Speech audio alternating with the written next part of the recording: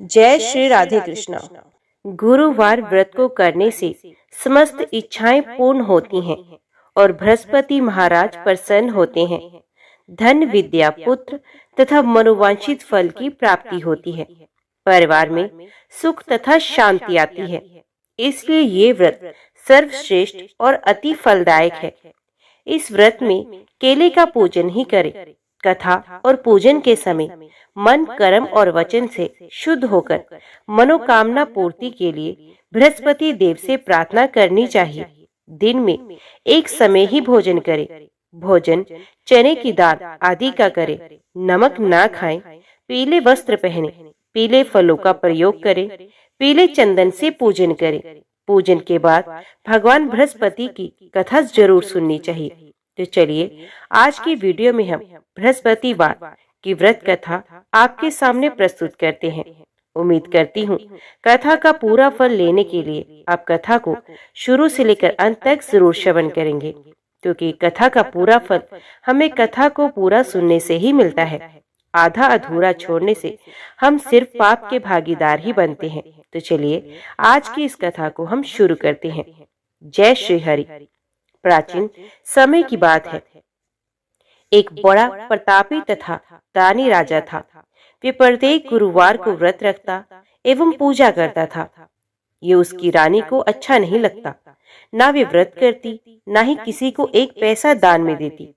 राजा को भी ऐसा करने से मना करती। एक समय की बात है कि राजा शिकार खेलने वन को गए। घर पर रानी और दासी थी। उस समय गुरु बृहस्पति साधु का रूप धारण कर राजा के दरवाजे पर भिक्षा मांगने आए। साधु ने रानी से भिक्षा मांगी तो वे कहने लगी, हे साधु महाराज, मैं इस दिन दान और पुण्य से तंग आ चुकी हूँ। आप कोई ऐसा उपाय बताएं जिससे ये सारा धन नष्ट हो जाए और मैं आराम से रह सकूं। साधु रूपी बृहस्पति देव ने कहा, हे देवी, तुम बड़ी विचित्र हो। संतान और धन से भी कोई दुखी होता है। अगर तुम्हारे पास धन अधिक है तो इसे शुभ कार्यों में लगाओ, जिससे तुम्हारे दोनों लोग सुधरें। परंतु साधु की इन बातों से रानी खुश नहीं हुई। उसने कहा, मुझे ऐसे धन की कोई आवश्यकता नहीं जिसे मैं दान दूं तथा जिसको संभालने में ही मेरा सारा समय नष्ट हो जाए। साधु ने कहा, यदि तुम्हारी ऐसी इच्छा है तो जैसा मैं तुम्हें बताता हूँ वैसा ही तुम करना। बृहस्पतिवार के दिन घर को गोबर से लेपना, अपने केशों को पीली मिट्टी से धोना, केशों को धोते समय स्नान करना, राजा से हजामत फरमाने को कहना, भोजन में मांस मदिरा खाना, कपड़ा धोबी के यहाँ धुलने डालना। इस प्रकार 7 बृहस्पतिवार करने से तुम्हारा समस्त धन नष्ट हो जाएगा। इतना कहकर साधु बने बृहस्पति देव अंतर ध्यान हो गए। साधु के कहे अनुसार करते हुए रानी को केवल 3 बृहस्पतिवार ही बीते थे कि उसकी समस्त धन संपत्ति नष्ट हो गई। भोजन के लिए परिवार तरसने लगा। एक दिन राजा रानी से बोला, हे रानी, तुम यहीं रहो, मैं दूसरे देश को जाता हूँ, क्योंकि यहाँ पर मुझे सभी जानते हैं, इसलिए मैं कोई छोटा कार्य नहीं कर सकता। ऐसा कहकर राजा परदेश चला गया। वहाँ वे जंगल से लकड़ी काट कर लाता और शहर में बेचता। इस तरह वे अपना जीवन व्यतीत करने लगा। इधर राजा के बिना रानी और दासी दुखी रहने लगी। एक समय जब रानी और दासियों को 7 दिन बिना भोजन के रहना पड़ा तो रानी ने अपनी दासी से कहा, हे दासी, पास ही के नगर में मेरी बहन रहती है। ये बड़ी धनवान है, तो उसके पास जाकर कुछ ले आ ताकि थोड़ा बहुत गुजर बसर हो जाए। दासी रानी की बहन के पास गई। उस दिन बृहस्पतिवार था। रानी की बहन उस समय बृहस्पतिवार की कथा सुन रही थी। दासी ने रानी की बहन को अपनी रानी का संदेश दिया, लेकिन रानी की बहन ने कोई उत्तर नहीं दिया। जब रात दासी को रानी की बहन से कोई उत्तर नहीं मिला तो वे दुखी हुई। उसे क्रोध भी आया। दासी ने वापस आकर रानी को सारी बात बता दी। सुनकर रानी ने अपने भाग्य को कोसा। उधर रानी की बहन ने सोचा कि मेरी बहन की दासी आई थी, परंतु मैं उससे नहीं बोली, इससे वे दुखी होगी। कथा सुनकर और पूजन समाप्त करके वे अपनी बहन के घर गई और कहने लगी, हे बहन, मैं बृहस्पतिवार का व्रत कर रही थी, तुम्हारी दासी गई, परंतु जब तक कथा होती है तब तक ना तो उठते हैं ना ही बोलते हैं, इसलिए मैं नहीं बोली। कहो दासी क्यों गई थी? रानी बोली, बहन, हमारे घर अनाज नहीं था। ऐसा कहते कहते रानी की आंखें भर आई। उसने दासियों समेत भूखा रहने की बात भी अपनी बहन को बताई।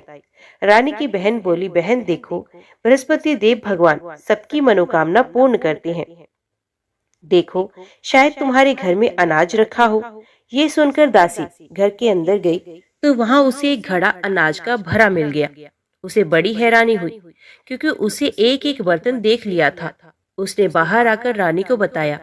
दासी रानी से कहने लगी, हे रानी, जब हमको भोजन नहीं मिलता तो हम व्रत ही तो करते हैं, इसलिए क्यों न इनसे व्रत और कथा की विधि पूछ ली जाए। हम भी व्रत किया करेंगे।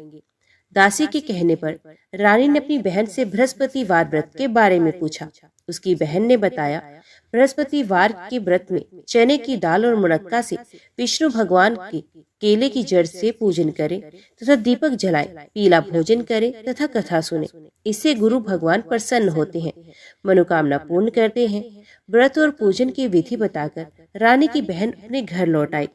रानी और दासी दोनों ने निश्चय किया कि बृहस्पति देव भगवान का पूजन जरूर करेंगे। 7 रोज बाद जब बृहस्पतिवार आया तो उन्होंने व्रत रखा। घुड़साल में जाकर चना और गुड़ बीन लाई तथा उसकी दाल से कीड़े की जड़ तथा विष्णु भगवान का पूजन किया। अब पीला भोजन कहाँ से लाए? दोनों बड़ी दुखी हुई, परंतु उन्होंने व्रत किया था, इसलिए बृहस्पति देव भगवान प्रसन्न थे। एक साधारण व्यक्ति के रूप में वे 2 थालों में सुंदर पीला भोजन लेकर आए और दासी को देकर बोले, हे दासी, ये भोजन तुम्हारे लिए और तुम्हारी रानी के लिए है, इसे तुम दोनों ग्रहण करना। दासी भोजन पाकर बहुत प्रसन्न हुई। उसने रानी को सारी बात बताई। उसके बाद से वे प्रत्येक बृहस्पतिवार को गुरु भगवान का व्रत और पूजन करने लगी। बृहस्पति भगवान की कृपा से उनके पास धन हो आया, परंतु फिर रानी पहले की तरह आलस करने लगी। तब दासी बोली, देखो रानी, तुम पहले भी इस प्रकार आलस करती थी। तुम्हें धन के रखने में कष्ट होता था, इस कारण सभी धन नष्ट हो गया।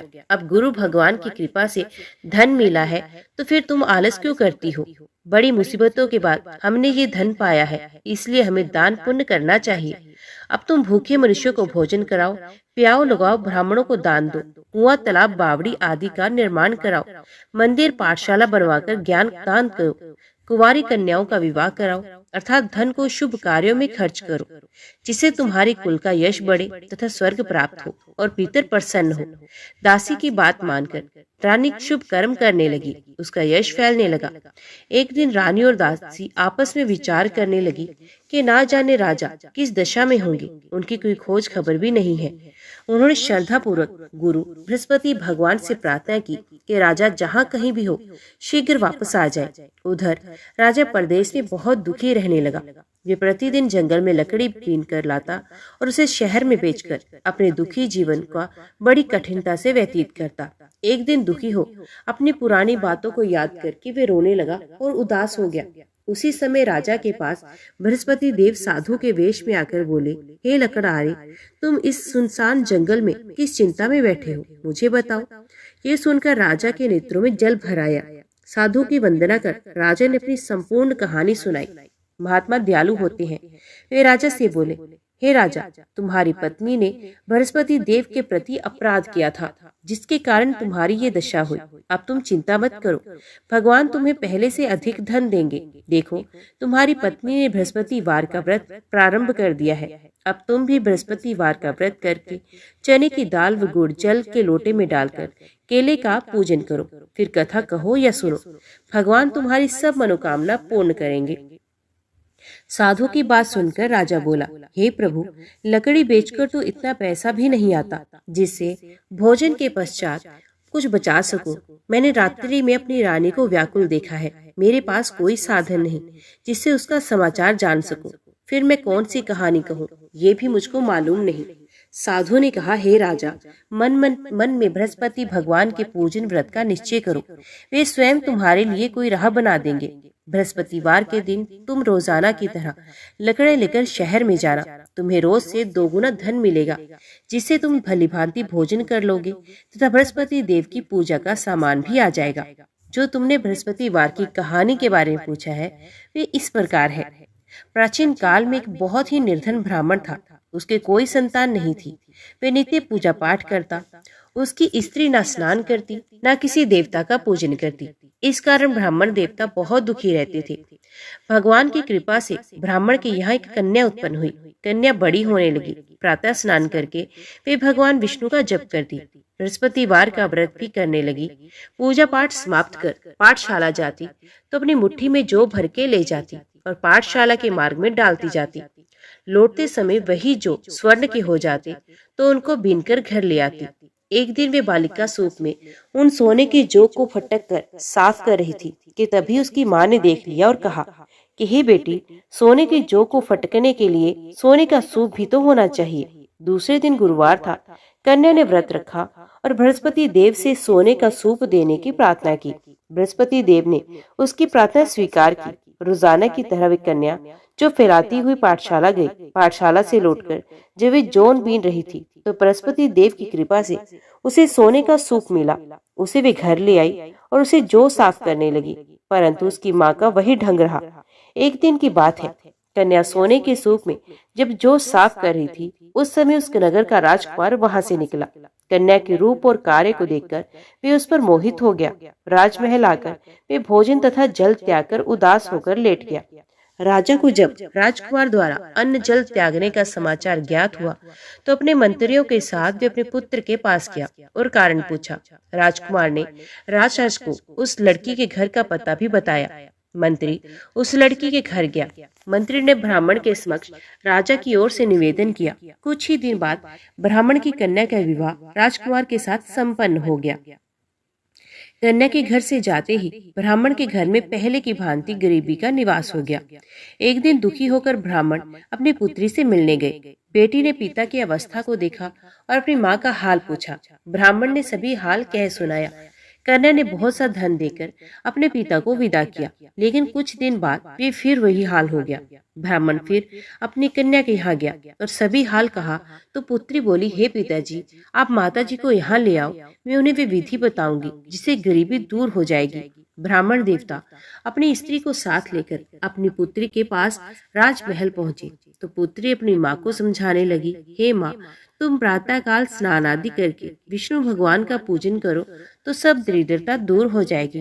परंतु उसकी माँ ने उसकी एक भी बात नहीं मानी। वे प्रातः काल उठकर अपनी पुत्री की बची जूठन को खा लेती थी। एक दिन उसकी पुत्री को बहुत गुस्सा आया। उसने अपनी माँ को एक कोठरी में बंद कर दिया। प्रातः उसे स्नान आदि करा के पूजा पाठ करवाया तो उसकी माँ की बुद्धि ठीक हो गई। इसके बाद वे नियम से पूजा पाठ करने लगी और प्रत्येक बृहस्पतिवार को व्रत करने लगी। इस व्रत के प्रभाव से मृत्यु के बाद वे स्वर्ग को गई। वे ब्राह्मण भी सुख पूर्वक इस लोक का सुख भोग कर स्वर्ग को प्राप्त हुआ। इस तरह कहानी कहकर साधु बने देवता वहां से लोप हो गए। धीरे धीरे समय व्यतीत होने पर फिर बृहस्पतिवार का दिन आया। राजा जंगल से लकड़ी काटकर शहर में बेचने गया। उसे दिन और दिनों दिन अधिक धन मिला। राजा ने चना गुड़ आदि लेकर बृहस्पतिवार का व्रत किया। उस दिन उसके सभी कलेश दूर हो गए। परंतु जब अगले गुरुवार का दिन आया तो वे बृहस्पतिवार का व्रत करना भूल गया। इस कारण बृहस्पति भगवान नाराज हो गए। उस दिन उस नगर के राजा ने विशाल यज्ञ का आयोजन किया था तथा अपने समस्त राज्य में घोषणा करवा दी कि सभी मेरे यहाँ भोजन करने आए, किसी के घर चूल्हा ना जले। इस आज्ञा को जो ना मानेगा उसको फांसी दे दी जाएगी। राजा की आज्ञा अनुसार राज्य के सभी वासी राजा के भोज में सम्मिलित हुए, लेकिन लकड़हारा कुछ देर से पहुंचा, इसलिए राजा उसको अपने साथ महल में ले गए। जब राजा लकड़हारे को भोजन करा रहे थे तो रानी की दृष्टि उस खूंटी पर पड़ी जिस पर उसका हार लटक रहा था। उसे हार खूंटी पर लटका दिखाई नहीं दिया। रानी को निश्चय हुआ कि मेरा हार इस लकड़हारे ने चुराया है। उसी समय सैनिक बुलवाकर उसको जेल में डलवा दिया गया। लकड़हारा जेल में विचार करने लगा कि ना जाने कौन से पूर्व जन्म के कर्म से मुझे एक दुख प्राप्त हुआ, और जंगल में मिले साधु को याद करने लगा। तत्काल बृहस्पति देव साधु के रूप में प्रकट हो गए और कहने लगे, अरे मूर्ख, तूने बृहस्पति देवता की कथा नहीं कही, उसी कारण तुझे ये दुख प्राप्त हुआ। अब चिंता मत कर, बृहस्पतिवार के दिन जेल खाने के दरवाजे पर तुझे 4 पैसे पड़े मिलेंगे। उनसे तू बृहस्पतिवार की पूजा करना तो तेरे सभी कष्ट दूर हो जाएंगे। अगले बृहस्पतिवार उसे जेल के द्वार पर 4 पैसे मिले। राजा ने पूजा का सामान मंगवाकर कथा कही और प्रसाद बांट दिया। उसी रात्रि में बृहस्पति देव ने उस नगर के राजा को स्वप्न में कहा, हे राजा, तूने जिसे जेल में बंद किया उसे कल छोड़ देना, वे निर्दोष है। राजा प्रातःकाल उठा और खूंटी पर हाथ टंगा देखकर लकड़हारे को बुलाकर क्षमा मांगी तथा राजा के योग्य सुंदर वस्त्र आभूषण भेंट कर उसे विदा किया। गुरुदेव की आज्ञा अनुसार राजा अपने नगर को चला गया। राजा जब नगर के निकट पहुंचा तो उसे बड़ा ही आश्चर्य हुआ। नगर में पहल से अधिक बाग, तालाब, कुएं तथा बहुत सी धर्मशालाएं, मंदिर आदि बने हुए थे। राजा ने पूछा कि ये किसका बाग और धर्मशाला है। तब नगर के सब लोग कहने लगे, ये सब रानी और दासी द्वारा बनवाए गए। राजा को आश्चर्य हुआ और गुस्सा भी आया कि उसकी अनुपस्थिति में रानी के पास धन कहाँ से आया होगा। जब रानी ने ये खबर सुनी कि राजा आ रहे हैं तो उसने अपनी दासी से कहा, हे दासी, देख, राजा हमको कितनी बुरी हालत में छोड़ गए थे। वे हमारी ऐसी हालत देखकर लौट ना जाए, इसलिए तू दरवाजे पर खड़ी हो जा। रानी की आज्ञा अनुसार दासी दरवाजे पर खड़ी हो गई और जब राजा आए तो उन्हें अपने साथ महल में ले आई। तब राजा ने क्रोध करके अपनी तलवार निकाली और पूछने लगा, बताओ, ये धन तुम्हें किसने दिया? तब रानी ने सारी कथा कह सुनाई। राजा ने निश्चय किया कि मैं रोजाना दिन में 3 बार कहानी कहा करूंगा और रोज व्रत किया करूंगा। अब हर समय राजा के दुपट्टे में चने की दाल बंधी रहती तथा दिन में 3 बार कथा कहता। एक रोज राजा ने विचार किया कि चलो अपनी बहन के यहाँ चले जाऊं। इस तरह का निश्चय कर राजा घोड़े पर सवार हो अपनी बहन के घर चला गया। मार्ग में उसने देखा कि कुछ आदमी एक मुर्दे को लिए जा रहे हैं। उन्हें रोककर राजा कहने लगा, अरे भाइयों, मेरी बृहस्पतिवार की कथा सुन लो। वे बोले, लो, हमारा तो आदमी मर गया है, इसको अपनी कथा की पड़ी है। परंतु कुछ आदमी बोले, अच्छा कहो, तो हम तुम्हारी कथा भी सुनेंगे। राजा ने दाल निकाली और कथा कहनी शुरू कर दी। जब कथा आधी हुई तो मुर्दा हिलने लगा। जब कथा समाप्त हुई तो राम राम करके वे मुर्दा खड़ा हो गया। राजा आगे बढ़ा। उसे चलते चलते शाम हो गई। आगे मार्ग में उसे एक किसान खेत में हल चलाता मिला। राजा ने उससे कथा सुनने का आग्रह किया, लेकिन वे नहीं माना। राजा आगे चला। राजा के हटते ही वे बैल पछाड़ खाकर गिर गए तथा किसान के पेट में बहुत जोर से दर्द होने लगा। उसी समय किसान की माँ रोटी लेकर आई। उसने जब देखा तो अपने पुत्र से सब हाल पूछा। बेटे ने सभी हाल बताया। बुढ़िया दौड़ी दौड़ी उस घुड़सवार के पास पहुंची और उससे बोली, मैं तेरी कथा सुनूंगी, तू अपनी कथा मेरे खेत पर ही चलकर कहना। राजा ने लौटकर बुढ़िया के खेत पर जाकर कथा कही, जिसके सुनते ही बैल खड़े हो गए तथा किसान के पेट का दर्द भी बंद हो गया। राजा अपनी बहन के घर पहुंच गया। बहन ने भाई की खूब मेहमानबाजी की। दूसरे रोज प्रातःकाल राजा जागा तो वे देखने लगा कि सब लोग भोजन कर रहे हैं। राजा ने अपनी बहन से जब पूछा, ऐसा कोई मनुष्य है जिसने भोजन नहीं किया हो, जो मेरी बृहस्पतिवार की कथा सुन ले? बहन बोली, हे भैया, ये देश ऐसा ही है। यहाँ लोग पहले भोजन करते हैं, बाद में कोई अन्य काम करते हैं। फिर वे एक कुम्हार के घर गए, जिसका लड़का बीमार था। उसे मालूम हुआ कि उसके यहाँ 3 दिन से किसी ने भोजन नहीं किया। रानी ने अपने भाई की कथा सुनने के लिए कुम्हार से कहा। वे तैयार हो गया। राजा ने जाकर बृहस्पतिवार की कथा कही, जिसको सुनकर उसका लड़का ठीक हो गया। अब तो राजा को प्रशंसा होने लगी। एक दिन राजा ने अपनी बहन से कहा, हे बहन, मैं अब अपने घर जाऊंगा, तुम भी तैयार हो जाओ। राजा की बहन ने अपनी सास से अपने भाई के साथ जाने की आज्ञा मांगी। सास बोली, हाँ चली जा, मगर अपने लड़कों को मत ले जाना, क्योंकि तेरे भाई के कोई संतान नहीं होती। बहन ने अपने भाई से कहा, भैया, मैं तो चलूंगी, मगर कोई बालक नहीं जाएगा। अपनी बहन को भी छोड़कर दुखी मन से राजा अपने नगर को लौट आया। राजा ने अपनी रानी से सारी कथा बताई और बिना भोजन किए वे छैया पर लेट गया। रानी बोली, हे प्रभु, बृहस्पति देव ने हमें सब कुछ दिया, वे हमें संतान अवश्य देंगे। उसी रात बृहस्पति देव ने राजा को स्वप्न में कहा, हे राजा, उठ, सभी सोच त्याग दे, तेरी रानी गर्भवती है। राजा को ये जानकर बड़ी खुशी हुई। 9वें महीने रानी के गर्भ से एक सुंदर पुत्र पैदा हुआ। तब राजा बोला, हे रानी, स्त्री बिना भोजन के रह सकती है, परंतु बिना कहे नहीं रह सकती। जब मेरी बहन आए तो तुम उससे कुछ मत कहना। रानी ने हाँ कह दी। जब राजा की बहन ने ये शुभ समाचार सुना तो वे बहुत खुश हुई तथा बधाई लेकर अपने भाई के यहाँ आई। रानी ने तब उसे आने का उलाहना दिया। जब भाई अपने साथ ला रहे थे तब टाल गई, उनके साथ न आई और आज अपने आप ही भागी भागी बिना बुलाए आ गई। तो राजा की बहन बोली, भाई, मैं इस प्रकार न कहती तो तुम्हारे घर औलाद कैसे होती। बृहस्पति देव सभी कामनाएं पूर्ण करते हैं। जो सद्भावना पूर्वक बृहस्पतिवार का व्रत करता है, कथा पढ़ता है, कथा सुनता है या दूसरों को सुनाता है, बृहस्पति देव उसकी सभी मनोकामनाएं पूर्ण करते हैं, उसकी सदा रक्षा करते हैं। जो संसार में सद्भावना से गुरुदेव का पूजन एवं व्रत सच्चे हृदय से करते हैं, उनकी सभी मनोकामनाएं वैसे ही पूर्ण होती हैं जैसी सच्ची भावना से रानी और राजा ने बृहस्पति देव की कथा का गुणगान किया तो उनकी सभी इच्छाएं बृहस्पति देव जी ने पूर्ण की।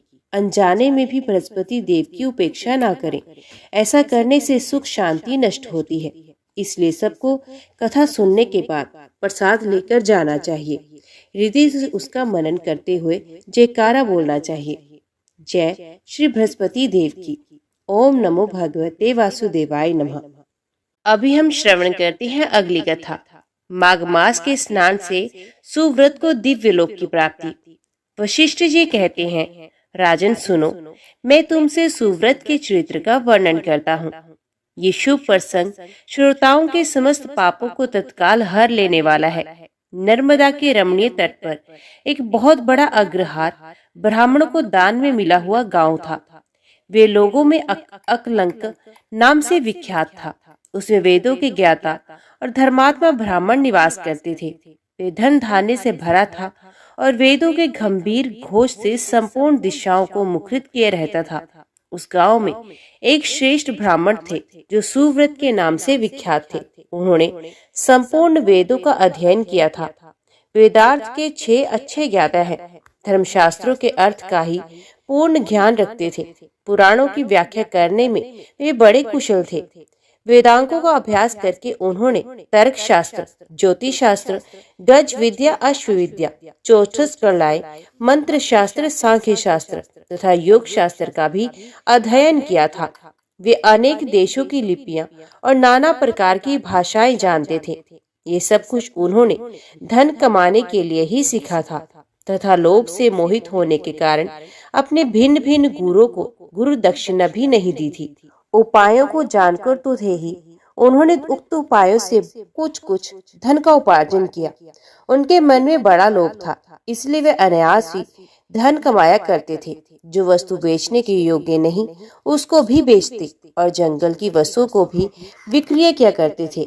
उन्होंने चांडाल आदि से भी दान लिया, कन्या बेची तथा गो, तिल, चावल, रस और तेल का भी विक्रय किया।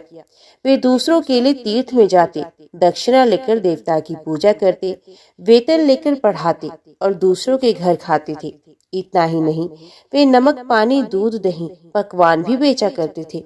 इस तरह अनेक उपायों से उन्होंने यत्न पूर्वक धन कमाया। धन के पीछे उन्होंने नित्य नैमित्तिक कर्म तक छोड़ दिया था। न खाते थे न दान करते थे, हमेशा अपना धन गिनते रहते थे कि कब कितना जमा हुआ। इस प्रकार उन्होंने 1 लाख स्वर्ण मुद्राएं उपार्जित की। धन उपार्जन में लगे लगे ही वृद्धावस्था आ गई और सारा शरीर जर्जर हो गया। काल के प्रभाव से समस्त इंद्रियां शिथिल हो गई। अब वे उठने और कहीं आने जाने में असमर्थ हो गए। धन उपार्जन का काम बंद हो जाने से स्त्री सहित ब्राह्मण देवता बहुत दुखी हुए। इस प्रकार चिंता करते करते जब उनका चित्त बहुत व्याकुल हो गया, तब उनके मन में सहसा विवेक का प्रादुर्भाव हुआ। सुव्रत अपने आप कहने लगे, मैंने नीच प्रतिग्रह से नहीं बेचने योग्य वस्तु के बेचने तथा तपस्या आदि का भी विक्रय करने से ये धन जमा किया है, फिर भी मुझे शांति नहीं मिली। मेरी तृष्णा अत्यंत दुस्सह है। ये मेरू पर्वत के समान असंख्य स्वर्ण पाने की अभिलाषा रखती है। अहो, मेरा मन महान कष्टदायक और संपूर्ण क्लेशों का कारण है। सब कामनाओं को पाकर भी ये फिर दूसरी दूसरी नवीन कामनाओं को प्राप्त करना चाहता है। बूढ़े होने पर सर के बाल पक जाते हैं, दांत टूट जाते हैं, आंख और कानों की शक्ति भी क्षीण हो जाती है, किंतु एक तृष्णा ही ऐसी है जो उस समय भी नित्य तरुण रहती है। जिसके मन में कष्टदायिनी आशा मौजूद है, वे विद्वान होकर भी अज्ञानी है, अशांत है, क्रोधी है और बुद्धिमान होकर भी अत्यंत मूर्ख है। आशा मनुष्य को नष्ट करने वाली है, उसे अग्नि के समान जानना चाहिए। अतः जो विद्वान सनातन पद को प्राप्त करना चाहता हो, वे आशा का परित्याग कर दे। बल, तेज, यश, विद्या, सम्मान, शास्त्र ज्ञान तथा उत्तम कुल में जन्म, इन सबको आशा शीघ्र ही नष्ट कर देती है। मैंने भी इसी प्रकार बहुत कलेश उठाकर ये धन कमाया है। वृद्धावस्था ने मेरे शरीर को भी गला दिया और सारा बल भी हर लिया। अब से मैं श्रद्धा पूर्वक परलोक सुधारने के लिए प्रयत्न करूंगा। ऐसा निश्चय करके ब्राह्मण देवता जब धर्म के मार्ग पर चलने के लिए उत्सुक हुए, उसी दिन रात में कुछ चोर उनके घर में घुस आए। आधी रात का समय था। आतताई चोरों ने ब्राह्मण को खूब कसकर बांध दिया और सारा धन लेकर चंपत हो गए। चोरों के द्वारा धन छीन जाने पर ब्राह्मण अत्यंत दारुण विलाप करने लगा। हाय, मेरा धन कमाना धर्म भोग अथवा मोक्ष किसी भी काम में नहीं आया। ना तो मैंने उसे भोगा, ना ही दान ही किया, फिर किस लिए धन का उपार्जन किया। हाय हाय, मैंने अपने आत्मा को धोखे में डालकर ये क्या किया। सब जगह से दान लिया और मदिरा का पान भी किया। पहले तो एक ही गो का प्रतिग्रह नहीं लेना चाहिए। यदि एक को ले लिया तो दूसरी का प्रतिग्रह लेना कदापि उचित नहीं। उस गो को भी यदि बेच दिया जाए तो वे 7 पीढ़ियों का दग्ध कर देती है। इस बात को जानते हुए भी मैंने लोभवश ऐसे ऐसे पाप किए हैं। धन कमाने के लिए जोश में मैंने एक दिन भी एकाग्रचित होकर अच्छी तरह संध्या उपासना नहीं की, ध्यान रहित या ध्यान सहित प्राणायाम भी नहीं किया। 3 बार जल पीकर और 2 बार ओठ पोंछकर भली भांति आचमन नहीं किया। उतावली छोड़कर हाथ में कुश की पवित्री लेकर मैंने कभी गायत्री मंत्र का वाचिक उपांशु अथवा मानस जप भी नहीं किया। जीवों का बंधन छुड़ाने वाले महादेव जी की आराधना नहीं की। जो मंत्र पढ़कर अथवा बिना मंत्र के शिवलिंग के ऊपर एक पत्ता जब फूल डाल देता है, उसकी करोड़ों पीढ़ियों का उद्धार हो जाता है, किंतु कभी मैंने ऐसा भी नहीं किया। संपूर्ण पापों का नाश करने वाले भगवान विष्णु को कभी संतुष्ट नहीं किया। 5 प्रकार की हत्याओं के पाप शांत करने वाले 5 यज्ञों का अनुष्ठान नहीं किया। स्वर्गलोक की प्राप्ति कराने वाले अतिथि के सत्कार से भी वंचित रहा। सन्यासी का सत्कार करके उसे अन्न की भिक्षा नहीं दी। ब्रह्मचारी को विधि पूर्वक अतिथि के योग्य भोजन नहीं दिया। मैंने ब्राह्मणों को भांति भांति के सुंदर एवं महीन वस्त्र नहीं अर्पण किए। सब पापों का नाश करने के लिए प्रज्वलित अग्नि में घी से भीगे हुए मंत्रपूत तिल को हवन नहीं किया। श्री शुक्र पाप मानी ऋचा मंडल ब्राह्मण पुरुष शुक्र परम पवित्र शत्रुद्र मंत्र का जप नहीं किया। पीपल के वृक्ष का सेवन नहीं किया। अर्क त्रयोदशी का व्रत नहीं किया। वे भी यदि रात को अथवा शुक्रवार के दिन पड़े तो तत्काल सब पापों को हरने वाली है, किंतु मैंने उसकी भी उपेक्षा की। ठंडी छाया वाले सघन वृक्ष का पौधा नहीं लगाया। सुंदर शैया मुलायम गद्दे का दान नहीं किया। पंखा, छतरी, पान तथा मुख को सुगंधित करने वाली और कोई वस्तु भी ब्राह्मणों को दान नहीं दी। नित्य श्राद्ध, भूति बलि तथा अतिथि पूजा भी नहीं की। उपरयुक्त उत्तम वस्तुओं का जो लोग दान करते हैं, वे पुण्य के भागी मनुष्य यमलोक में यमराज को, यमदूतों को और यमलोक की यातनाओं को नहीं देखते, किंतु मैंने ये भी नहीं किया। गौ को ग्रास नहीं दिया, उनके शरीर को कभी नहीं खुजलाया।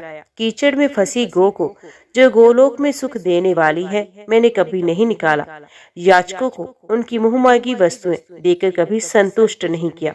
भगवान विष्णु की पूजा के लिए कभी तुलसी का वृक्ष नहीं लगाया। शालिग्राम शिला के तीर्थ भूत चरणामृत को ना तो कभी पिया, न मस्तक पर लगाया।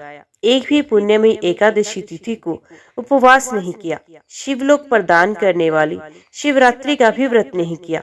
वेद, शास्त्र, धन, स्त्री, पुत्र, खेत और अटारी आदि वस्तुएं इस लोक से जाते समय मेरे साथ नहीं जाएंगी। अब तो मैं बिल्कुल असमर्थ हो गया, अतः कोई उद्योग भी नहीं कर सकूंगा। क्या करूं, कहाँ जाऊं? हाय, मुझ पर बड़ा भारी कष्ट आ पड़ा।